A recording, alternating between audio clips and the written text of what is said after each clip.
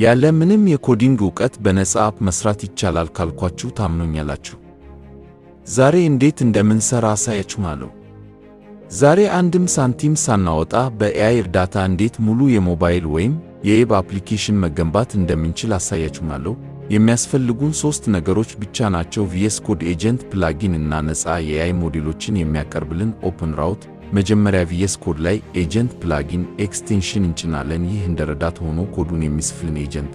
በመቀጠል ኦፕንራውት ላይ በመግባት የኤፒአይ እንወስዳለን። እዚህ ጋር ፍሪ ተብለው የተጻፉትን ሞዴሎች በመምረጥ በነፃ መጠቀም እንችላለን። አሁን ለኤጀንቱ የምንፈልገውን አፕ አይነት በጽሑፍ እነግረዋለን። ለምሳሌ የተግባር ማስታወሻ ስራልኝ ብንለው እሱ ራሱ ፎልደሮችን ከፍቶ ኮዱን ይጽፍልናል።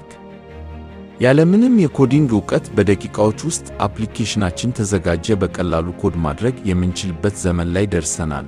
ቪዲዮ ከተመቻችሁ ላይክ እና ፎሎ አድርጉ። በሚቀጥለው ቪዲዮ በዝርዝር እንዴት ዲፕሎይ እንደምናደርግ እናያለን። ቻው።